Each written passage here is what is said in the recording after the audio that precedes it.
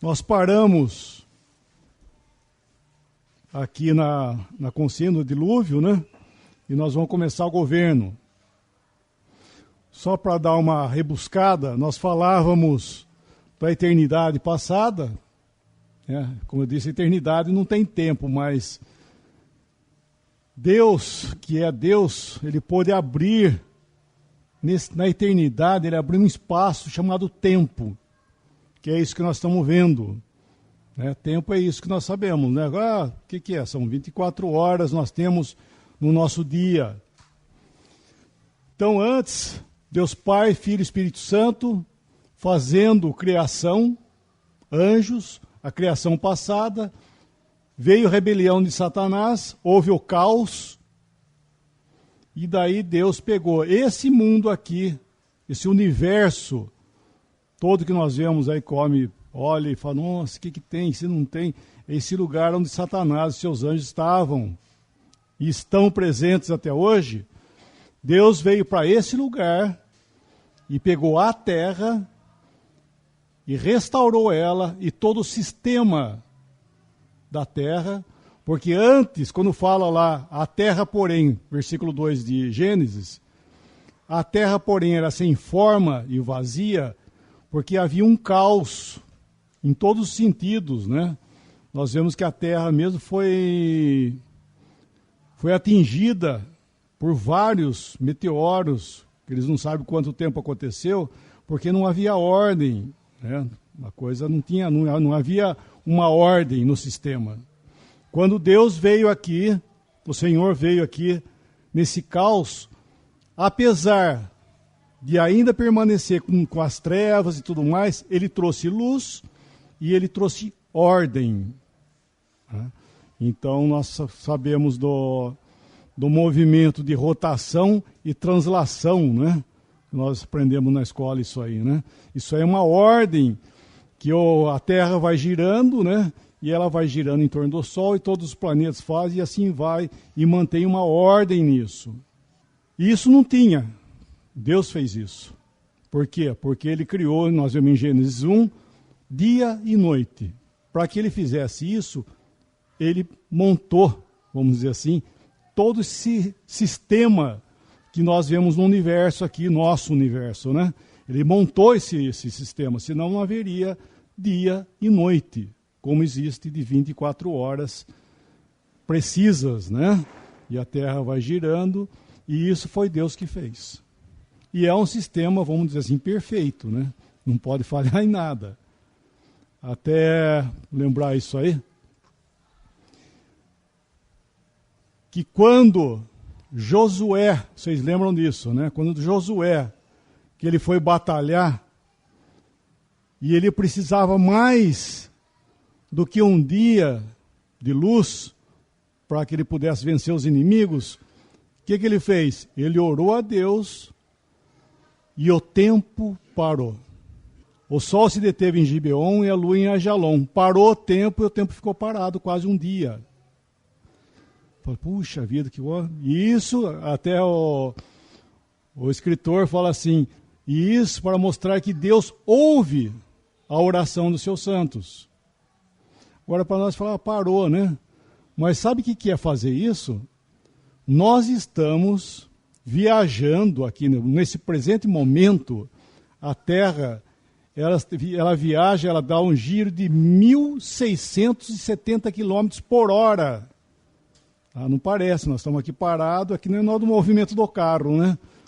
A gente vem com o carro viajando de lá para cá, a gente vem a 100 por hora, por exemplo, você está dentro do carro, você não nota, mas estamos a 100 por hora. Você só vai notar a gravidade da coisa, se é que posso chamar assim, se num acidente tiver que pisar no freio, você vai ver o que é 100 por hora, né? E assim no carro, a gente vê as coisas passando, fala, passou a árvore, passou. Ninguém passou, quem está passando é você. As coisas estão paradas. E assim a Terra, ela gira a 1.670 km por hora. Se a Terra parar, caos completo. Imagina parar a 1.670 quilômetros. É uma destruição total da Terra, porque vai girar, as coisas que estão em cima dela vão continuar a mesma velocidade. Por isso que a pessoa sai pelo vidro, porque o carro para, se o carro está 100, a pessoa continua a 100 por hora e vai atravessar o vidro. E acontece essas barbaridades de acidente que a gente vê. Como é que o cara foi parar? Vai parar, se não tiver nada que segure ele vai continuar a viagem dele. E a terra é a mesma coisa. Então esse milagre que Deus fez quando Josué orou, realmente é um milagre. Ele parou todo o sistema sem acontecer nada. Parou a terra, parou tudo, sem que acontecesse nada. Tá? Então isso é Deus. E assim ele fez isso, né? Essa ordem aqui, quando ele restaurou a terra. E colocou daí o homem, que nós vimos, né? E nesse tempo chamado tempo, para nós agora, Deus dividiu esse período de tempo até, vamos chamar, eternidade futura, né? Que eternidade não tem passado nem futuro, mas Deus pôde fazer isso. Ele dividiu o passado e o futuro. Até chegar lá, nós vemos na história da Bíblia 7 dispensações, 7 períodos de tempo que Deus tratou com o homem. 7 períodos de tempo, né? Isso aqui que está aqui, nesse mapa, não é, as medidas que estão aqui não quer dizer nada, tá, gente? É só para mostrar. Até isso aqui está maior que isso aqui, não era para estar, tá? Então, a medida aqui da coisa não tem nada a ver com o tempo, tá? Porque a inocência aqui, ó, é o mesmo tamanho da consciência. A consciência que nós estudamos dá 1656 anos. Esse período de tempo aqui, ó, até chegar ao dilúvio. E isso aqui está o mesmo tamanho, não foi. Adão no Éden foi questão de dias. Tá? Questão de dias ele já perdeu a bênção dele. Bom, então nós vimos o dilúvio, o que aconteceu no dilúvio, e Deus escolheu Noé, ele, né, e sua família, para que entrasse na arca, para uma nova vida, um novo céu e nova terra, figuradamente dizendo, que eles iam herdar. Esses períodos de tempo, gente, logicamente já passaram, né? Nós estamos falando de coisas passadas. Nós vivemos no tempo da igreja, que é futuro. É futuro. Então nós estamos voltando para trás e lembrando o que aconteceu. Então o dilúvio aconteceu, foi um juízo de Deus que caiu sobre esse mundo, e Deus prometeu que nunca mais ele destruiria a terra por água. Como diz Pedro, a terra está reservada para juízo com fogo e não mais com água. E quando Deus fez isso, ele prometeu para o mundo, para a humanidade, para a natureza, que ele não mais destruiria o mundo por água. E ele fez um pacto. E qual foi o sinal que ele deixou? A aliança dele.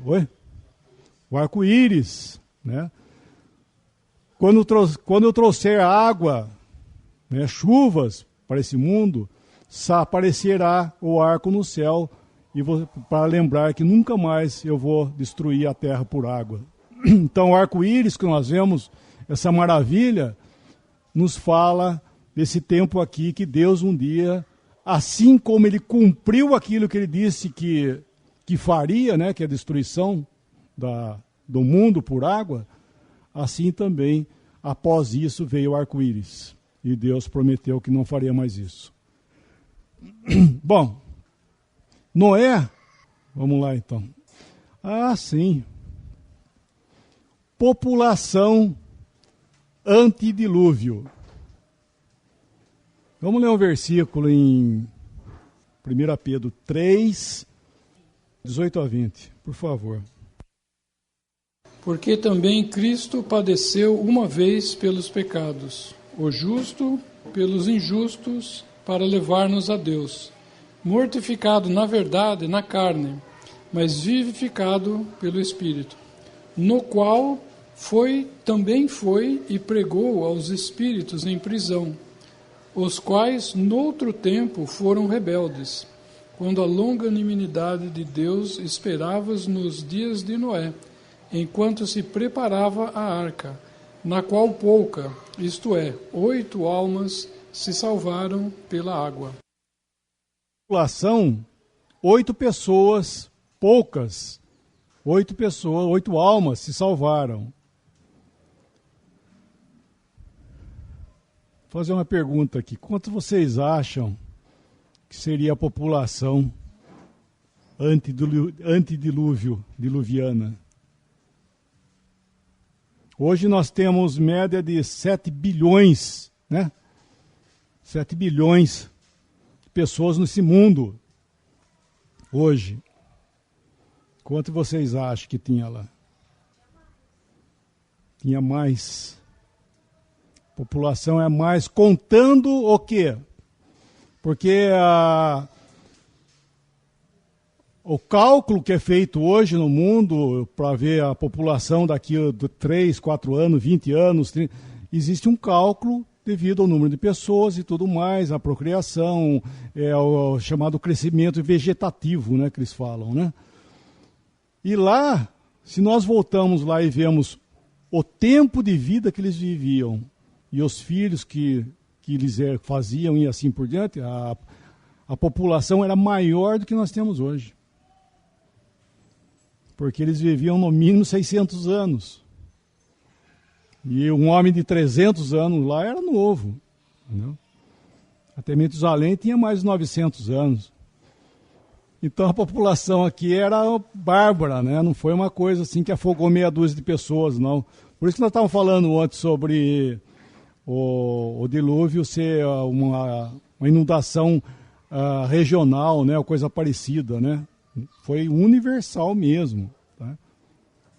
Bom, então vamos ver Bom, aqui nesse trecho aí, gente, eu podia comentar um pouco dele, já que acabou de ler, de Pedro. Esse trecho aí de Pedro fala que Cristo padeceu uma única vez pelos pecados, o justo pelos injustos, para vos conduzir a Deus.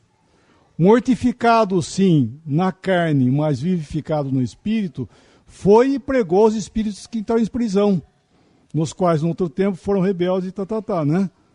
Então isso aí está querendo dizer o quê? Que quando Cristo morreu, ele foi, né? Não é isso que fala aí? Ele foi e pregou aos espíritos que estão em prisão? Né? Não é assim que está. Então quer dizer que onde é que ele foi quando ele morreu, né? Quando ele morreu, o Senhor Jesus, quando morreu, nós vamos chegar aqui, mas nós estávamos falando sobre o Hades, né? Que no inferno hoje não tem ninguém. Onde estão os mortos? No Hades.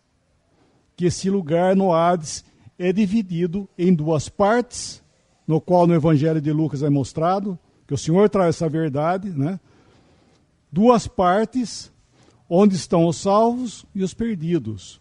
E o Senhor Jesus, quando morreu, ele foi para esse lugar, que é conhecido esse lugar como seio do pai Abraão, na linguagem dos judeus, e paraíso na linguagem popular.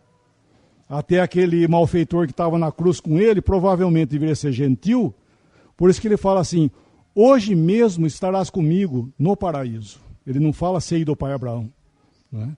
Então, ele ia para onde? Ele ia para a terra ele ia, por assim dizer, para a terra dos mortos. Ele morreu ali e ele foi para o Hades. Só que ele ia para o paraíso. Ele não ia, logicamente, ele era justo, né? O que o Senhor ia fazer? Então ele não foi lá para o inferno, por assim dizer, no meio dos perdidos. Esse inferno que eu digo é a parte não é o lago de fogo, né? O Hades, a parte de... Não é esse nome, eu falei errado, o inferno. Esse lugar para pregar para aqueles que não ouviram o evangelho, morreram, então eles estavam lá no Hades, no perdido, então o Senhor teve que ir lá pregar para eles. Está errado isso. O que Pedro está dizendo aí é que o Senhor morreu uma única vez, o justo pelos injustos, para nos conduzir a Deus. Ele morreu. E os que ouviram o Evangelho, eles ouviram enquanto estavam vivos. O versículo, deixa eu pegar o versículo aqui de Pedro, leia assim, ó, versículo 18. Pois também Cristo morreu uma única vez pelos pecados, o justo pelos injustos, para conduzir-vos a Deus. Morto sim na carne, mas vivificado no Espírito, no qual Espírito foi e pregou aos espíritos que hoje estão em prisão e que no outro tempo foram rebeldes, quando a longanimidade de Deus aguardava no dia de Noé, enquanto se preparava a arca, eles ouviram o Evangelho enquanto estavam vivos. Tá? Então, o Evangelho que eles ouviram foi que o Espírito de Cristo, que estavam, no caso, na pessoa de Noé, que pregou o Evangelho para eles. É isso que está falando. Nesse Espírito, capítulo 1, volta aí o capítulo 1 de Pedro, aí nessa mesma carta, 1 Pedro, capítulo 1, versículo 10 ao 12. Da qual salvação inquiriram e trataram diligentemente os profetas que profetizaram da graça que vos foi dada, indagando que tempo ou que ocasião de tempo o Espírito de Cristo que estava neles indicava anteriormente, testificando os sofrimentos que a Cristo haviam de vir, e a glória que se lhes havia de seguir, os quais foi revelado que não para si mesmos, mas para nós eles ministravam estas coisas que agora vos foram anunciadas, por aqueles que, pelo Espírito Santo enviado do céu, vos pregaram o Evangelho, para as quais coisas os anjos desejam bem atentar. Versículo 11. O Espírito de Cristo que estava neles, de quem? Nos profetas do Velho Testamento, eles falavam coisas pelo Espírito de Cristo que neles estavam.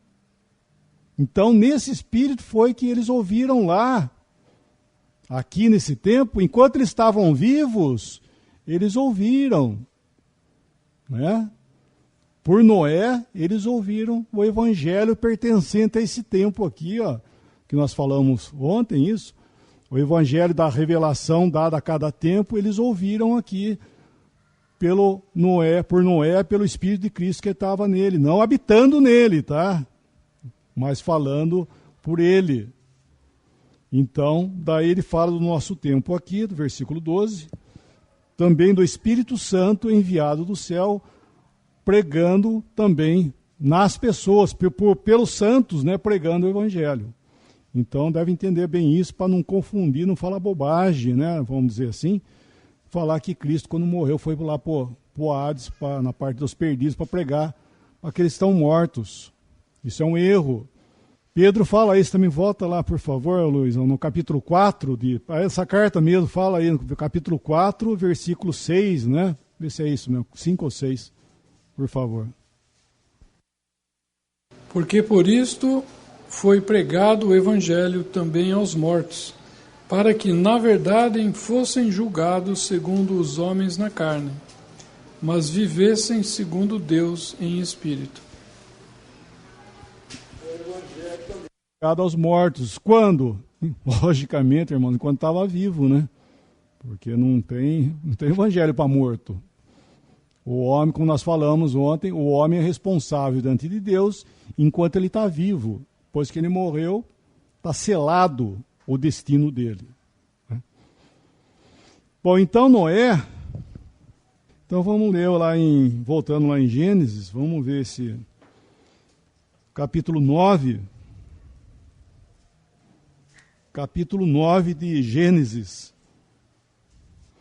Noé, após ter ficado, Gênesis 9, Noé, após ter ficado com a sua família 1 ano e 10 dias lá dentro da arca, agora Deus fala para ele sair. Gênesis 9, versículo 1 ao 7.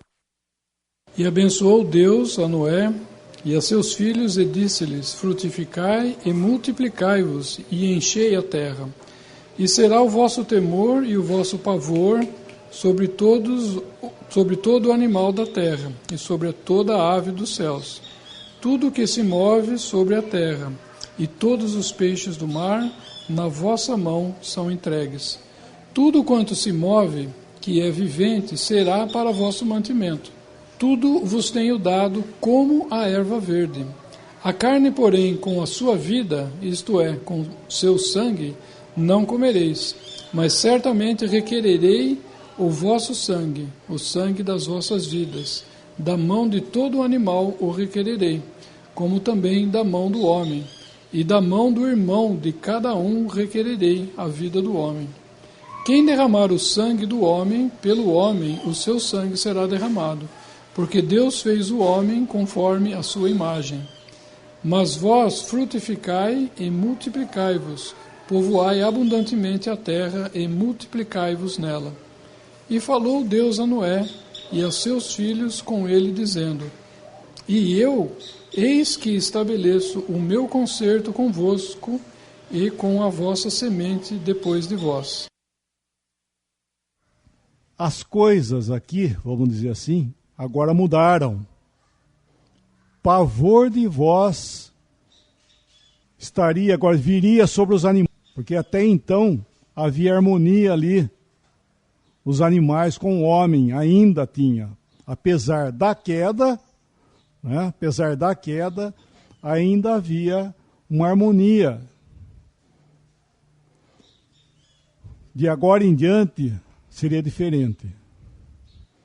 O homem deixaria a sua dieta de ser somente de vegetal e passaria a comer carne. E os animais, da mesma forma, deixaria de serem somente vegetarianos e passaria a virar essa cadeia alimentar que nós vemos até hoje. Isso não tinha antes, tá? Deus não fez isso aí, não. Isso aí é consequência de pecado. Tá? No futuro,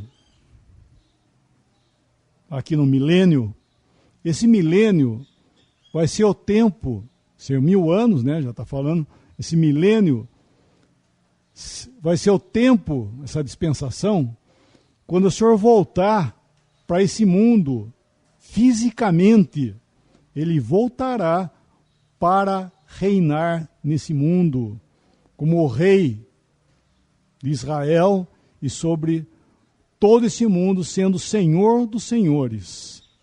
Ele vai reinar aqui, e quando ele voltar, ele vai estabelecer paz nesse mundo. Os animais voltarão nesse tempo aí a gozar de paz. Isso que havia aqui outrora, lá na inocência, os animais voltarão outra vez a desfrutar desse privilégio. Ele vai fazer um concerto com a criação para que eles não se ataquem outra vez e o homem tampouco vai poder matar animal. Vamos ler esse versículo, né?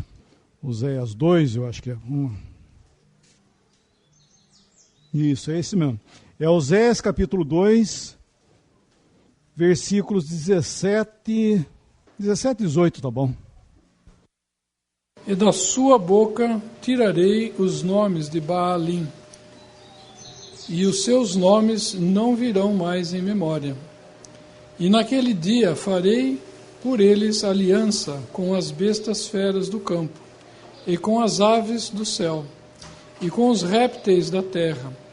E da terra tirarei o arco, e a espada, e a guerra, e os farei deitar em segurança. Tem mais um versículo, deixa eu ver se eu vou achar aqui. É um outro de Ezequiel que fala das águas que vão curar a... Ezequiel 47, versículo 8 ao 10. Então me disse: estas águas saem para a região oriental e descem a campina e entram no mar. E sendo levadas ao mar, sararão as águas. E será que toda criatura vivente que vier por onde quer que entrarem esses 2 ribeiros viverá, e haverá muitíssimo peixe, porque lá chegarão estas águas, e sararão, e viverá tudo por onde quer que entrar este ribeiro. Será também que os pescadores estarão junto dele, desde Engedi até em Eglaim. Haverá lugar para estender as redes. O seu peixe, segundo a sua espécie, será como o peixe do mar grande, em multidão excessiva. Então me disse, estas águas saem para a região oriental e descem a campina, e entram no mar, e sendo levadas ao mar, sararão as águas. Esse versículo 8, que mar que é esse aí? Que mar que é esse aí? Oi? Mar Morto. Mar Morto hoje nada vive lá, tá? Essas águas elas vão passar pelo Mar Morto também e vai dar vida para esse lugar. E eles vão ter abundâncias de peixe, como diz aí, continuando os versículos, né? Ao ponto tal que os pescadores vão montar suas casas, suas redes, tudo em volta e vai ser uma abundância tremenda. Então, o que o homem vai comer de carne no milênio vai ser... Tá? Então, o único que vai entrar na dieta humana de carne vai ser o peixe. Vamos ler o versículo lá de Romanos capítulo 8, 24. Romanos 8, versículos 18 ao 24. Porque para mim tenho por certo que as aflições deste tempo presente não são para comparar com a glória que em nós há de ser revelada. Porque a ardente expectação da criatura espera a manifestação dos filhos de Deus. Porque a criatura ficou sujeita à vaidade, não por sua vontade, mas por causa do que a sujeitou, na esperança de que também a mesma criatura seja libertada da servidão da corrupção, para a liberdade da glória dos filhos de Deus. Porque sabemos que toda criatura geme e está juntamente com dores de parto até agora. E não só ela, mas nós mesmos que temos as primícias do Espírito, também gememos em nós mesmos, esperando a adoção, a saber, a redenção do nosso corpo. Porque em esperança somos salvos. Ora, a esperança que se vê não é esperança, porque o que alguém vê, como o esperará? Olha que trecho aí que Paulo escreve, importantíssimo, né, como todos são, mas olha que interessante. Ele está mostrando aqui que a criação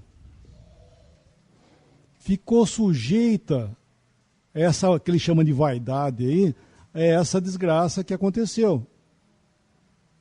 Né? Mas o que aconteceu? Voluntariamente aconteceu isso? Não. Foi Deus que fez isso? Não. Como é que ele fala aí? O que ele fala aí? Aconteceu com a criação? Versículo 20. Não, 19, 20. Versículo 20. Porque a criação de Deus ficou sujeita à vaidade, não por sua vontade, mas por causa do que a sujeitou. Né? O homem fez isso. Adão aqui, ó. Lembra que nós estávamos falando sobre Satanás, que ele não tinha poder nenhum sobre a criação? Ele não tinha poder de mexer em nada, porque o homem era autoridade. O homem era a autoridade de toda a criação, e ele era responsável por ela. E foi ele aí que está falando, por causa dele, dessa pessoa, que foi Adão, que entrou o pecado no mundo, que é Romanos também 5, né? Por um só homem. Romanos 5,12 fala do homem, né? Que por um só homem entrou o pecado no mundo. Né? Por Adão entrou o pecado. E aí ele está falando também que a criação ficou sujeita à vaidade, né, que ele chama aí, Não por sua própria vontade, mas por causa dele também, né? Então não foi Deus que fez isso, né? É o homem que colocou em sujeição tudo isso. Um versículo mais sobre isso também, só para entender. Nós vamos voltar em Romanos, tá? Segura aí. É Lucas capítulo 4. Lucas 4, versículos 5 e 6. O diabo levou-o a um alto monte, mostrou-lhe no momento de tempo todos os reinos do mundo. E disse-lhe o diabo: dar-te-ei a ti todo este poder e a sua glória, porque a mim me foi entregue, e dou-o a quem quero. Esse é o diabo falando para o Senhor aqui, né? Quando o Senhor esteve aqui, ele disse aí que era tudo dele e a mim me foi dado, não é isso que ele fala aí? Quem é que deu para ele? Foi Deus? Foi o homem, foi Adão, né? Nesse ato que ele fez, ele entregou para Satanás toda essa autoridade, esse mundo aqui, na mão dele, para ele ser o chefe, o príncipe desse mundo. Por que é chamado príncipe desse mundo? Porque uma vez que Adão entregou na mão de Satanás, ele passou a ser o príncipe desse mundo. Só que Satanás criou um sistema nesse mundo.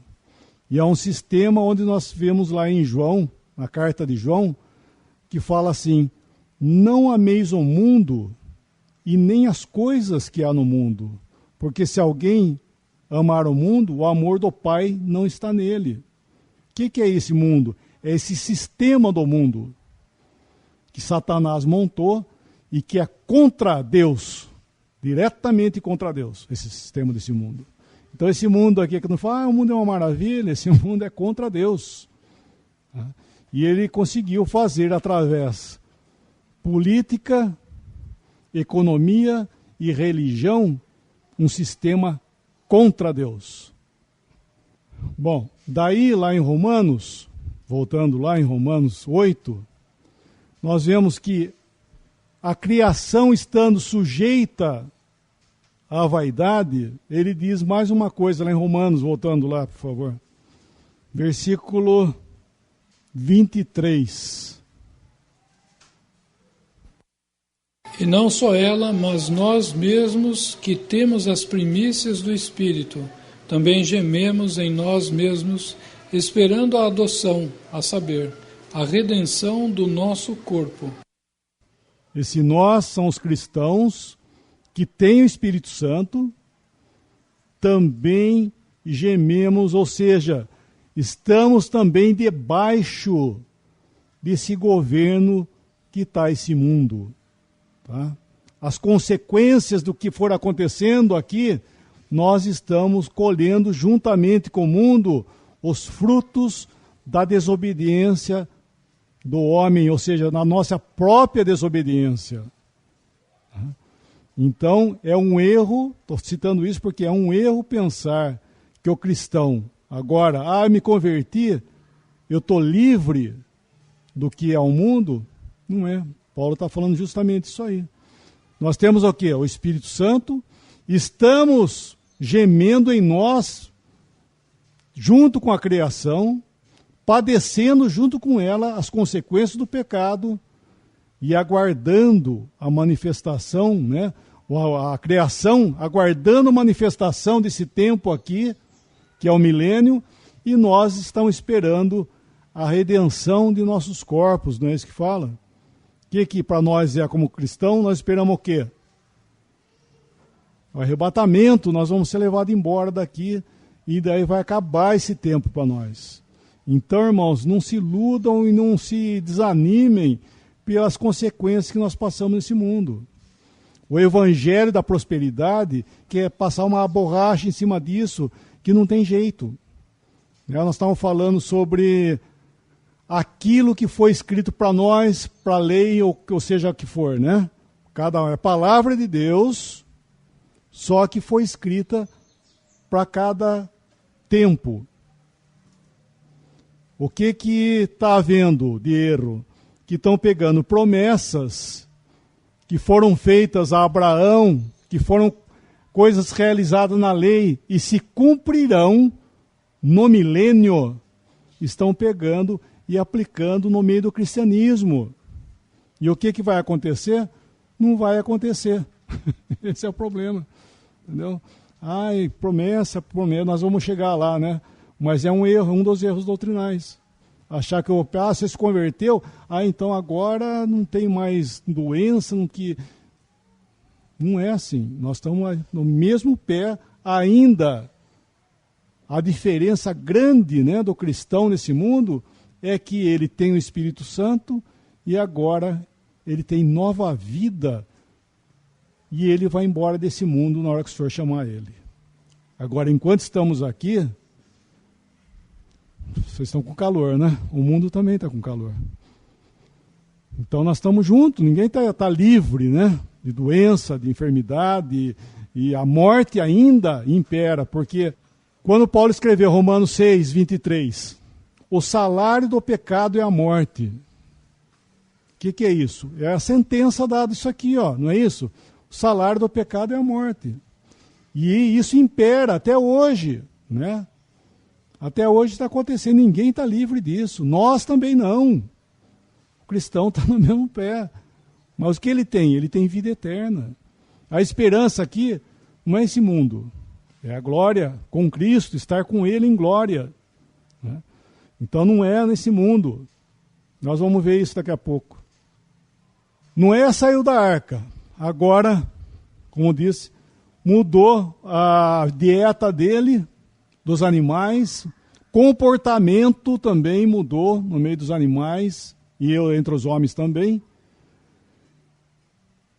E como saíram os 8 da arca, né? Noé, a esposa, Sem, Cão e Jafé e as esposas deles. E o que Deus falou para eles? Para ele, né? E para eles. O que Deus disse para eles? Você pode repetir? Crescei, multiplicai-vos e enchei a terra. É que ele ouviu de Deus e tinha que fazer. Esse período de tempo foi mais curto. Durou apenas 427 anos. Curto. E foi um tempo suficiente para a gente ler lá em Gênesis, por favor, capítulo 11. Isso no capítulo 9, ele sai da arca e houve essa ordem de Deus, né? Deus abençoou eles, tá? Deus abençoou e falou para que eles multiplicassem e povoassem e enchessem a terra. E vamos lá para o 11, versículo 1. Gênesis 11, versículo 1 até o 9, por favor. E era toda a terra de uma mesma língua e de uma mesma fala. E aconteceu que, partindo eles do Oriente, acharam um vale na terra de Sinear e habitaram ali. E disseram uns aos outros: Eia, façamos tijolos e queimemo-los bem. E foi-lhes o tijolo por pedra e o betume por cal. E disseram: Eia, edifiquemos nós uma cidade e uma torre cujo cume toque nos céus. E façamo-nos um nome, para que não sejamos espalhados sobre a face de toda a terra. Então desceu o Senhor para ver a cidade e a torre que os filhos dos homens edificavam. E disse: Eis que o povo é um, e todos têm uma mesma língua. E isso é o que começam a fazer. E agora não haverá restrição para tudo o que eles intentarem fazer. Eia, desçamos e confundamos ali a sua língua, para que não entenda um a língua do outro. Assim o Senhor os espalhou dali sobre a face de toda a terra, e cessaram de edificar a cidade. Por isso se chamou o seu nome Babel, porquanto ali confundiu o Senhor a língua de toda a terra, e dali os espalhou o Senhor sobre a face de toda a terra. Isso são famílias que foram divididas grupos de pessoas que passaram a falar em línguas diferentes uns dos outros. Essas línguas são línguas. Então, mas língua é língua. Na Bíblia, na palavra de Deus, língua sempre é língua. Tá? Nós vamos aproveitar e dar uma pincelada lá em Coríntios. Língua é língua. E nesse dia aqui de Gênesis 11 aí, o que aconteceu? Deus havia dito para Noé e seus descendentes para que eles multiplicassem, espalhassem e povoassem a terra. Isso era o que Deus queria. Eles depararam nessas planícies de Sinear e falou assim, opa, nós vamos juntar aqui, nós vamos fazer uma torre cujo topo chega ao céu. Logicamente, isso não é literário, mas era o quê? Um centro que eles iam fazer do nome deles o ponto principal desse mundo. Não é isso que ele fala? E façamos célebre o nosso nome, é isso que ele fala, ou não? Isso. Outra versão, alguém tem outra versão, hein? A minha ia ser o destaque de tudo isso aí. Então eles falaram, não sejamos espalhados, não, vamos ficar aqui e nós vamos fazer célebre o nosso nome. E eles falavam no versículo 1, lê o versículo 1, por favor. E era toda a terra de uma mesma língua e de uma mesma fala. O que é isso? Era todos de uma mesma língua e uma mesma fala. Será que ele está sendo redundante, hein? Será que está havendo redundância no que ele está falando aí? Eles tinham a mesma língua e a mesma fala. O que é isso? Eles falavam a mesma língua e tinham todos o mesmo propósito. Todos eles estavam falando a mesma coisa. Né? Por isso que a gente fala, agora você está falando minha língua. Né? A gente fala assim, agora nós estamos se entendendo, você está falando minha língua. Porque você está pensando igual. Então eles tinham uma só língua, eu não sei que língua que era esse que eles falavam antes, que eles só falavam uma língua até agora, gente. É bom ler desse detalhe também. Não tinha nações, né? Todos falavam uma língua só. Apesar de haver uma multidão de pessoas, ali em Noé, por exemplo, as milhões de pessoas, né, falavam todos a mesma língua. E quando Noé saiu da arca, ainda falavam a mesma língua. Agora chegou o ponto das línguas que foram divididas. Então eles falavam uma língua que eu não sei qual que é, e só que eles tinham ali o mesmo propósito, de fazer célebre o nome do homem. Por isso que o Senhor teve que descer ali para confundir. Aí nós vemos o plural outra vez, né? A linguagem de Deus no plural outra vez. Vinde, desçamos e confundamos cada um, né? A linguagem de cada um. E daí, ele veio e confundiu a língua deles, dando línguas e não somente línguas, mas ele batizou cada um na sua língua. Então as nações tiveram o seu início nesse dia aí, ó. Tá? Então não é somente um saiu falando alemão, outro saiu falando inglês, outro saiu falando grego, outro saiu falando hebraico, cada um saiu falando de um jeito, não é verdade? Foi isso que aconteceu ali.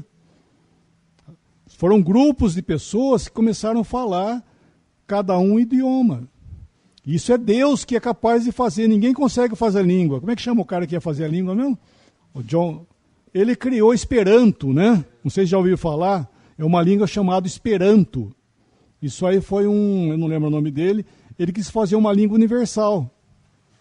Só que na hora que ele foi criar uma língua, eu não sabia o que fazer, começou a pegar pedaços de língua para fazer uma língua. Lógico, como é que ninguém tem poder de fazer uma língua.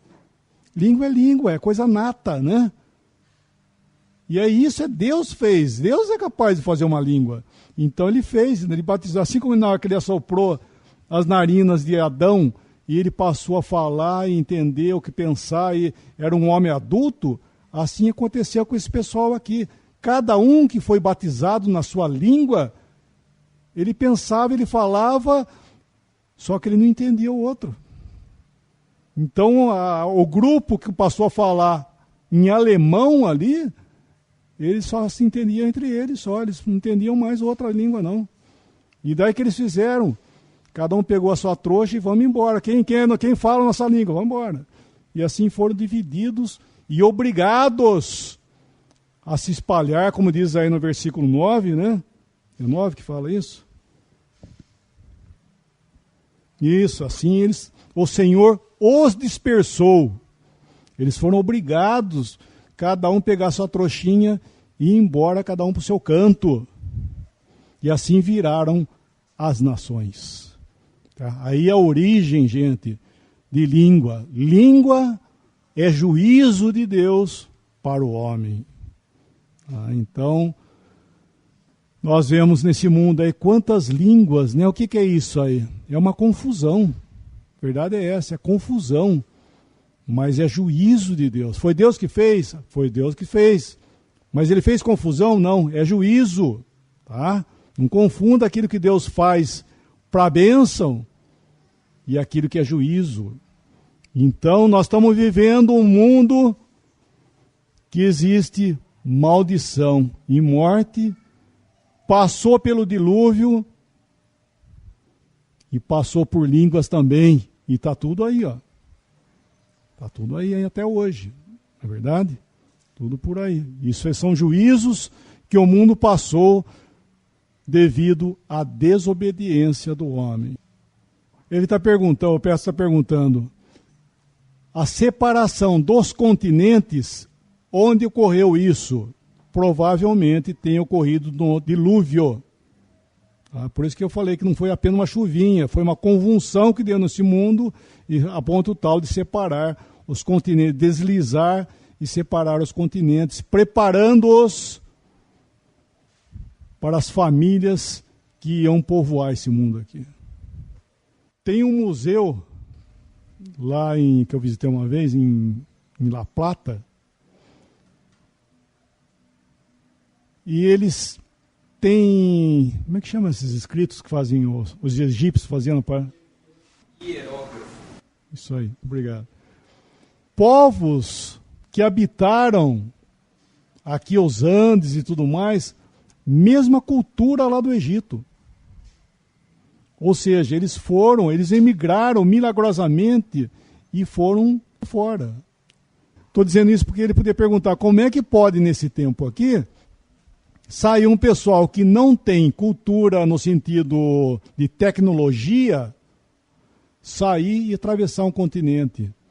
Só nós temos que perguntar para Deus, porque ele fez isso milagrosamente, e eles têm prova disso. E homem, gente, não é que nem bicho não, que tem um terreno do lado aqui, ó, se largar o mato aí, começa a aparecer tudo quanto é bicho que dá, não é verdade? Mas não dá homem aí, porque o homem não é bicho, entendeu? O homem, ele é um ser inteligente, né? Que ele migra, ele faz população, tá? Então esse é o homem. Então quando ele apareceu por aí, ele não brotou no meio da terra, não. Ele saiu, ele teve origens, tá? Ele teve origens. E aqui foi a origem das nações, das línguas e tudo mais. E cada um na sua característica física. Vamos ler um versículo, lá em 1 Coríntios capítulo 1, versículo 10. Rogo-vos, porém, irmãos, pelo nome de nosso Senhor Jesus Cristo, que digais todos uma mesma coisa, e que não haja entre vós dissensões, antes sejais unidos em um mesmo sentido e em um mesmo parecer. Esse aí é o apóstolo Paulo escrevendo para os coríntios e para nós, né? Versículo 1, versículo 2, né? Aos santos que estão em Coríntio, né? Que ele fala isso, com todos os que em toda parte invocam o nome do Senhor. Então a carta de Coríntios não é só para Coríntios, foi escrita para eles, mas é para todos, assim como ele escreveu para Colossenses, para Éfeso, para todos, para que leiam isso, ele fala. Colossenses ele pede para que seja lida a carta dele lá em Laodiceia, e a de Laodiceia lê também igual para vós. Por quê? Porque era para todos, era para a igreja, né? E aqui estava acontecendo, aqui que eu digo aí em Coríntios, estava acontecendo divisões no meio deles, ao ponto tal de eles estarem dizendo já, eu sou de Paulo, eu sou de Pedro, eu sou de Apolos, né? E outros estavam dizendo, eu sou de Cristo. Não é isso que ele fala aí, no contexto? E ele fala essa palavra, do versículo 10. Rogo-vos, pois, irmãos, pelo nome do Senhor Jesus Cristo, que falei todos a mesma coisa, não é isso que ele fala, hein? Que haja em vós o mesmo propósito, o mesmo sentimento, sejais unidos, que não haja divisão entre vós. Impossível isso aí, viu? Paulo aí falou, muito bonito o que ele falou, mas é impossível isso aí, viu? Tanto que é impossível que está aí, ó, a prova disso aí, ó. Primeiramente, nos condenamos, né, a nós mesmos, dizendo que isso é impossível.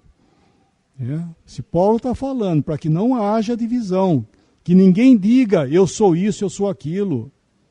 Deveriam dizer uma mesma coisa. Nós somos o quê? O corpo de Cristo. Ele vai falar nessa mesma carta, há um só corpo. Muitos falam, nós devemos ser um só corpo. Não, nós somos um só corpo. Todos os cristãos são um só corpo. Não é devemos ser, nós somos. O que não devemos ser é essa divisão que tem havido. Isso sim nós não devemos ser. Então, alguém poderia dizer, mas é o que dizem, né? É impossível. Só que nós estamos vendo lá, em Babel, que o Senhor tinha dito o que para eles lá? Qual que era a ordem para eles?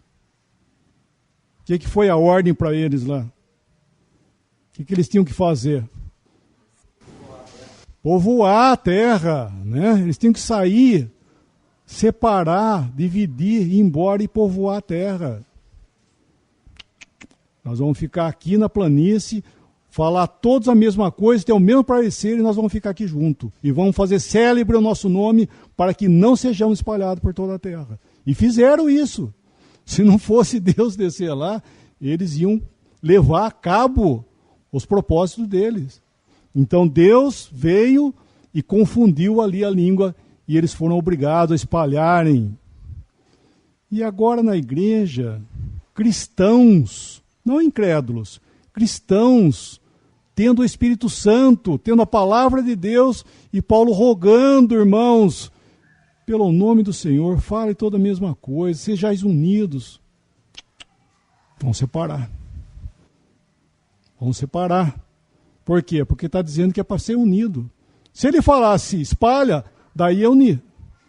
Então esse é o homem. O homem, tudo que Deus dá para ele, ele faz ao contrário, em rebelião. Não por ignorância, por em rebelião. Então isso que nós estamos vendo hoje, diante de nós, como vem vindo desde lá de Paulo, é rebelião. Deus fez isso? Não fez. Quem fez divisão foi o homem. Foi o homem que fez divisão, não foi Deus.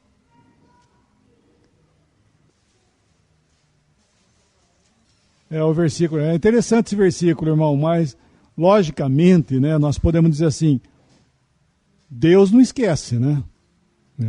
Assim como ele fala que ele esqueceu de nossos pecados, nós sabemos que Deus não esqueceu, né, no sentido como Deus. É que aí, inclusive, a prova, né, desse versículo, vamos dizer, o que ele está expressando, é que Noé entrou na arca e foram 40 dias de dilúvio, né, de caos, né, na terra. E daí a terra, a chuva parou, 40 dias e 40 anos parou, tudo parou.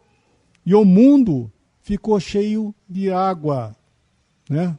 Esse mundo, e depois ele foi secando devagar. Ele seguiu um curso de acomodação para que todas as coisas tivessem o seu lugar. E isso, como nós falamos, Noé ficou 1 ano e 10 dias dentro da arca. Então, enquanto ele vogava, né, a arca vogava pelas águas, Deus não havia esquecido dele. Mas é que ficou. Ele ficou lá, parou. Mas Deus lembrou dele. Ele está falando, ele não estava esquecido. Deus lembrou dele que Deus ia cumprir. Ia fazer secar esse mundo e ele ia pisar outra vez nesse mundo. Figuradamente, como Pedro fala, um novo céu, um novo mundo. Né? Um novo céu, uma nova terra. Por quê? Era um novo mundo. Porque o mundo havia sido sepultado lá atrás. Quando Noé saiu, ele não foi que nem os israelitas, que quando atravessaram o Mar Vermelho, lembra que eles atravessaram o Mar Vermelho? Do lado de lá, eles viram o que depois do dia seguinte? Na beira da água lá, da praia. Os corpos do exército de Faraó estavam tudo, logicamente, todos mortos na beira da água, assim, eles viram. Ele não, quando ele saiu, Noé saiu da arca, ele não viu nada de desgraça. Acabou tudo aquilo, estava sepultado. Então existiu esse tempo de 1 ano, mas que Deus, por isso que a expressão que eu entendo, que enquanto ele vogava ali na água, alguém podia falar, mas e agora, como é que fica? Deus lembrou dele, Deus não havia esquecido dele. Então eu creio que esse é o sentido da palavra de lembrar. Assim, quando ele foi mandar, tem mais outro versículo que fala esse sentido aí. Quando houve separação entre Abraão e Ló, Ló foi para Sodoma, montando sua tenda, foi montando até morar lá em Sodoma. Lembra que Ló ficou em Sodoma? E quando os anjos apareceram para Abraão, juntamente com o Senhor, falou que ia destruir tudo lá. Sodoma e Gomorra, as cidades circunvizinhas, acabar com tudo aquilo lá. Daí Abraão lembrou do sobrinho dele. Puxa, Ló está lá. E daí ele começa a interceder por Ló. Mas, porventura, se houver 10, 20 justos, vai destruir? Não vai. Se houver 10, vai destruir. Porque ele estava querendo chegar em Ló. Se houver um justo. E daí fala que, enquanto Deus começou a destruir toda a região ali, fala assim, ele lembrou de Abraão e salvou Ló. Mas diz essa palavra, ele lembrou de Abraão. Né? E usa essa palavra. Fala, mas será que ele tinha esquecido? Não é isso. É questão que em termos do que está acontecendo, usa essa palavra que Deus lembra de algo e cumpre e faz. Então aqui é a mesma coisa. Ele lembrou de Noé e ele cumpriu de trazer ele outra vez para chão firme, para que comece outra vez a história do homem, outra vez na terra. Só que era o mesmo homem, né? Desceu Noé lá, filho de Adão, né?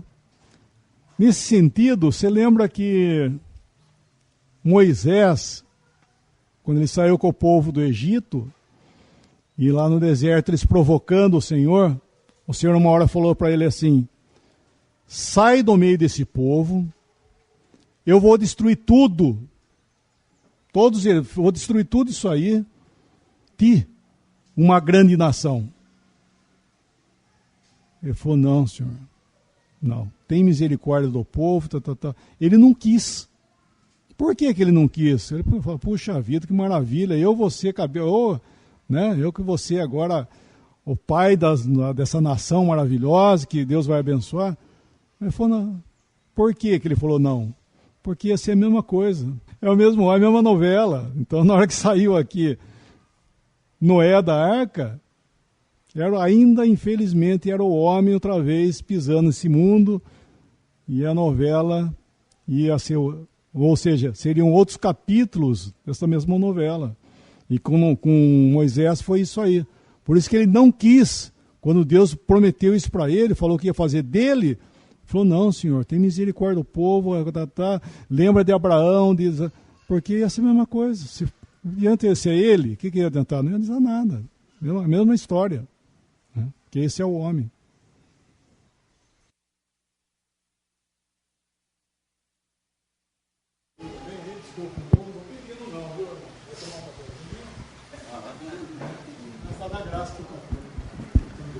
Nosso bendito Deus e Pai, nós te damos graças, Pai, por esse tempo aqui, ouvindo a Tua palavra. Temos o privilégio, Pai, de aprender um pouquinho mais de Ti e do Teu propósito eterno, dessa história de amor, onde Tu envia aqui, Pai, o Teu Filho para morrer em nosso lugar. Nós te agradecemos e que Tu possa nos ensinar e possa abrir o nosso coração para a Tua palavra. Pai, te agradecemos, no nome precioso de nosso Senhor e Salvador Jesus Cristo. Amém.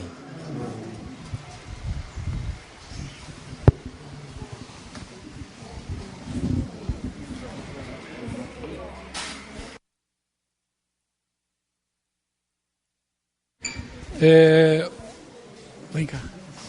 Cheirinho, nós vamos dar graça pelo alimento também. Era para dar graça pelo alimento também, né?